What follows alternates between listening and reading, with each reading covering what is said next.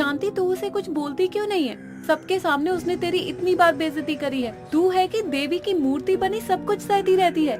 छोड़ ना प्रिया, हिना ना समझ है। अब उसके जैसे मैं भी बन जाऊं तो भला क्या फर्क रह जाएगा उसमें और मुझ में। बंद कर ये सब बकवास, ये सब बातें किताबों में ही अच्छी लगती हैं। और वैसे भी मैं तुझे क्यों समझा रही हूँ? तू जा और हर बार की तरह अकेले कमरे में खुद को बंद कर और खूब रो। इससे आसान रास्ता नहीं है तेरे पास, समझी? और सुन ले, अगर वक्त रहते तूने कुछ नहीं किया ना तो देखना तेरा बॉयफ्रेंड भी एक दिन उसके बिस्तर पर ही मिलेगा। प्रिया शांति से ये सब कहते हुए अपने रास्ते को चली गई। शांति भी प्रिया की बातों को सोचते सोचते घर आई और घर आते ही उसने खुद को बाथरूम में बंद कर लिया। फिर एक कोने में बैठी रोने लगी। दरअसल शांति को हिना रोज स्कूल में बोला किया करती थी, जैसे चार लोगों के बीच शांति के कपड़ों का, उसकी शक्ल का, सूरत का मजाक बनाना, उसे नीचा दिखाना। हालांकि दोनों स्कूल में एक ही क्लास में पढ़ते थे, लेकिन हिना को शांति फूटी आंख नहीं सुहाती थी। और इसके पीछे का सबसे बड़ा कारण था विवेक। दरअसल हिना विवेक को बहुत पसंद करती थी, लेकिन विवेक तो शांति से प्यार करता था। और शांति है कि विवेक को घास तक नहीं डालती थी, क्योंकि शांति को लगता था कि विवेक भी उन्हीं लड़कों में से है जो शांति के साथ केवल सोना चाहता है। पर पिछले कुछ महीनों में शांति की यह सोच बदलने लगी थी। उसके दिल में भी विवेक के लिए प्यार पनपने लगा था।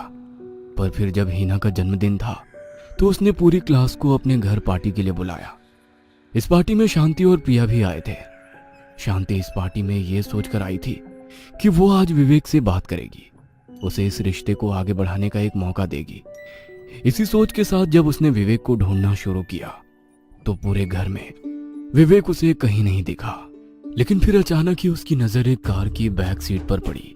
उसने देखा विवेक और हिना दोनों किसी सांप के जोड़े की तरह बिना कपड़ों के एक दूसरे से लिपटे हुए हैं। ये देखकर शांति का दिल टूट गया था, लेकिन उसके आंख से आंसू का एक कतरा नहीं गिरा। वो बस प्रिया का हाथ पकड़कर तुरंत ही पार्टी से सीधा घर आ गई और एक बार फिर बाथरूम में खुद को बंद कर रोने लगी। यार, पहले पता होता कि तेरा सेंस ऑफ ह्यूमर इतना अच्छा है तो मैं तुझसे पहले ही दोस्ती कर लेती। खामखा हम दोनों ने एक दूसरे के बारे में इतना गलत गलत सोच रखा था। क्या है ना, तू भी लगता है तुझे आज चढ़ गई है। मैं कहती हूँ तू अपने बॉयफ्रेंड विवेक को कॉल करके बुला ले, वो तुझे घर छोड़ देगा। क्यों प्रिया, सही कह रही हूँ ना मैं? शांति, हिना और प्रिया तीनों शांति के घर पर बैठे दारू पार्टी कर रहे थे और बीते 3 महीने में शांति और हिना की अच्छी जमने लगी थी। हालांकि प्रिया को शांति और हिना की अचानक हुई इस गहरी दोस्ती में अक्सर कुछ काला दिखाई देता था, लेकिन प्रिया बिना किसी से कुछ कहे इन सब बातों को अपने अंदर ही दबा लेती थी। क्या तुझे भी चढ़ गई है क्या? पर तेरा तो कोई बॉयफ्रेंड नहीं है, फिर तू किसे बुलाएगी? शांति ने प्रिया से कहा था, पर यह बात सुन हिना जोर जोर से क्यों हंसने लगी थी। वैसे बॉयफ्रेंड तो तेरा भी हो सकता था शांति, लेकिन बेचारा नाड़े का जरा ढीला निकला। शांति और प्रिया दोनों समझ गए थे कि हिना विवेक की बात कर रही है, पर शांति ने हिना से कुछ नहीं कहा। फिर कुछ देर बाद उसके सामने जाकर वो बोली कि जब किसी को नशा हुआ ही नहीं है तो एक गेम खेलते हैं, देखते हैं केवल लोग बातें करना जानते हैं या फिर उन्हें निभाना भी। शांति की बात सुनते ही हिना ने तुरंत जोश में कहा, हाँ, ये करी ना तुमने कुछ इंटरेस्टिंग बात। बताओ क्या गेम है, फिर मैं दिखाती हूँ मुझ में कितनी हिम्मत है। तुम दोनों को यूं चुटकियों में नहीं हरा दिया ना तो मेरा नाम भी हिना नहीं।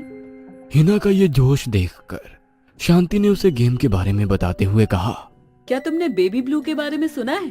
Baby blue?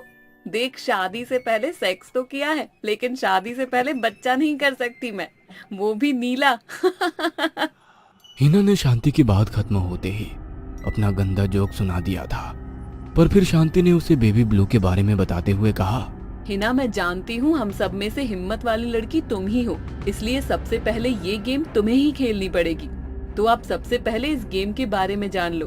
तो बेबी ब्लू खेल खेलने के लिए पहले आपको बाथरूम में जाना होता है और लाइट दरवाजा बंद करना होता है। फिर आपको शीशे में देखना है और अपने दोनों हाथों को ऐसे फैलाना है जैसे कि कोई बच्चा आपके हाथ में हो और बिना रुके 13 बार बेबी ब्लू नाम लेना होता है। यदि आप इसे सही तरीके से करते हैं तो आप अचानक से अपनी बाहों में एक अदृश्य बच्चे का वजन महसूस करते हैं। फिर वो बच्चा थोड़े थोड़े समय में बड़ा होता जाता है। और उसका वजन बढ़ता जाता है। आपको महसूस होगा कि वो बच्चा आपको खरोच भी रहा है, पर इससे पहले कि वो बच्चा भारी हो, आपको इस अदृश्य बच्चे को बाथरूम में बहा देना होगा और बाथरूम से बाहर आ जाना होगा। यदि आप जल्दी बाथरूम से बाहर नहीं आते हैं तो आपको शीशे में एक भयानक औरत दिखाई देगी और वो जोर से चिल्लाएगी कि मुझे मेरा बच्चा वापस दे दो, और शीशा तोड़कर वो बाहर भी आ जाएगी। और अभी तक आपने उस बच्चे को अपने हाथों में पकड़ा हुआ है तो वो औरत आपको मार डालेगी। तो हिना, क्या तुम ये गेम खेलने के लिए रेडी हो? शांति की बात सुनकर हिना ने पहले तो कुछ नहीं कहा, पर फिर अचानक ही दहाड़े मारकर हंसने लगी। क्या शांति, मैं तो तुम्हें एक सिंसियर लड़की समझती थी, और तुम क्या ये बेबी ब्लू रेड येलो का गेम खेलने के लिए बोल रही हो? गेम नहीं खेलना है तो साफ साफ बोल दो कि तुमने हार मान ली है। तुमको भूतों से डर लगता है, फिर मैं और प्रिया ही इस गेम को खेलेंगे। हिना कभी हार नहीं मानती, वो जीतने के लिए कुछ भी कर सकती है, कुछ भी। बंद करो लाइट, मैं भी देखती हूँ ये बेबी ब्लू गेम किस चिड़िया का नाम है। जोश में सबसे कहते हुए हिना खड़ी हो गई थी। उसने बचा हुआ अपना दारू का गिलास भी एक घूंट में अपने गले के अंदर उड़ेल लिया था। फिर लड़खड़ाते हुए वो सीधे बाथरूम की ओर चलती। शांति, तुम्हारा दिमाग तो ठीक है, ये किस अनहोनी को अंजाम देने जा रही हो तुम? प्रिया ने शांति से दबी आवाज में कहा था, पर इससे पहले शांति प्रिया की बात का जवाब देती, हिना ने बाथरूम जाते जाते एक बार फिर पूछा, तेरा बार बोलना है ना? हाँ, तेरा बार, शीशे में देखकर। शांति ने हिना से कहा और फिर तुरंत ही पूरे घर की लाइट बंद कर दी। इसके बाद जैसे ही हिना ने बाथरूम में खुद को बंद किया, शांति ने भी बाथरूम को बाहर से लॉक कर दिया था और हिना का फोन लेकर उस पर कुछ लिखने लगी। इधर बाथरूम में हिना ने पहले तो एक कैंडल जलाई, फिर शीशे में खुद को देखकर मुस्कुराते हुए अपना हुलिया ठीक किया। फिर जैसा जैसा शांति ने उसे गेम के बारे में बताया था, हिना भी ठीक वैसा करने लगी। उसने पहले अपने हाथ को ऐसा किया जैसे कि उसकी गोद में कोई बच्चा हो। फिर शीशे में खुद को देखकर बेबी ब्लू पुकारने लगी। पहले 3 से 4 बार तो हिना को कुछ महसूस नहीं हुआ, लेकिन जैसे जैसे उसने बेबी ब्लू का नाम आगे पुकारा, उसे शीशे में पहले तो अपने पीछे हल्का हल्का किसी का अक्स महसूस हुआ और फिर धीरे धीरे उसे अपनी गोद में कुछ चीज महसूस होने लगी। ये वो पहला लम्हा था जब हिना को डर का एहसास हुआ था, और जब 13वीं बार हिना ने बेबी ब्लू बोला तो उसे अपनी गोद में एक बच्चे का वजन महसूस होने लगा था, और अगले ही पल हिना के हाथों पर नाखूनों के निशान उभरने लगे। शांति का कहा सच हो रहा था, वह बच्चा हिना के हाथों को नोच रहा था। अपने हाथों से निकलता खून देखकर हिना का सारा नशा एक पल में उतर गया। उसने तुरंत ही अपने हाथों को झटका और बाथरूम का दरवाजा खोलने के लिए चिल्लाने लगी, लेकिन जैसे ही उसे महसूस हुआ कि दरवाजा बाहर से बंद है, हिना का डर 7वें आसमान पर पहुंच गया था। डर के मारे उसने दरवाजे को इतनी जोर जोर से पीटना शुरू कर दिया था कि उसके खुद के हाथ लहूलुहान हो चुके थे। लेकिन उसे बस किसी भी तरह इस बाथरूम से बाहर निकलना था। पर अभी तो ये बस हिना के बुरे वक्त की शुरुआत भर थी, क्योंकि उसे अब अपने पैरों पर भी किसी के खुरचना महसूस होने लगा था। उसने जब नीचे देखा तो उसके पैर भी पूरी तरह से उसके ही खून में सन चुके थे। बाथरूम में अब हर तरफ बस खून ही खून बिखरा हुआ था कि अचानक ही उसे आईने में भी एक औरत का अक्स साफ दिखने लगा था, जो बेहद डरावना और खूंखार था। और औरत हिना को देख बस एक ही बात बार बार बोले जा रही थी, मुझे मेरा बच्चा वापस दे दे, मुझे मेरा बच्चा वापस दे दे।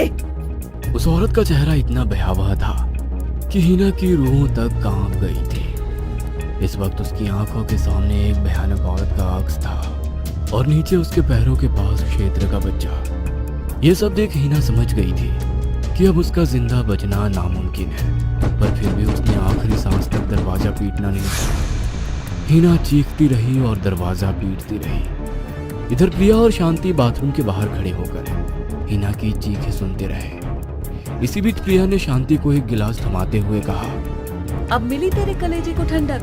नहीं, अभी नहीं, अभी कुछ वक्त। इससे पहले शांति अपनी पूरी बात कर पाती, बाथरूम से किसी औरत के चीखने की आवाज सुनाई दी और अगले ही पल शीशा टूटने सी गई और फिर इसके कुछ सेकंड बाद ही सारी आवाजें शांत हो गई।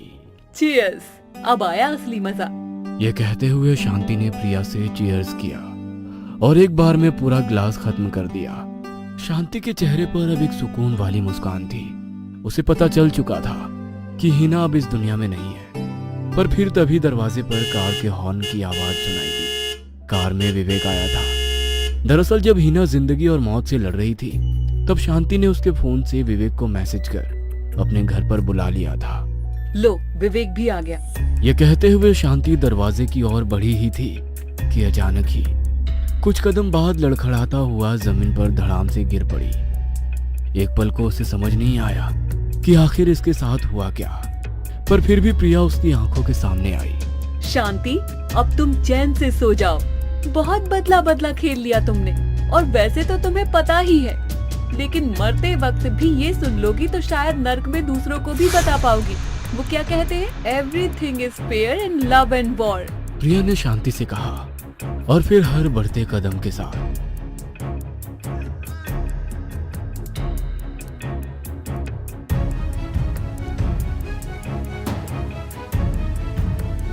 और उसकी आंखों के ठीक सामने विवेक खड़ा था।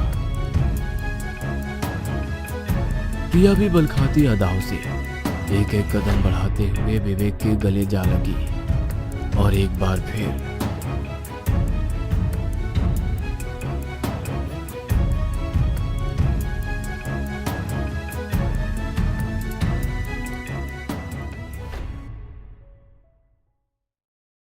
हेलो दोस्तों, यदि आप हमारे चैनल से नए जुड़े हैं तो हमारे चैनल एवी लाइव को सब्सक्राइब जरूर करें और अपने दोस्तों में शेयर करें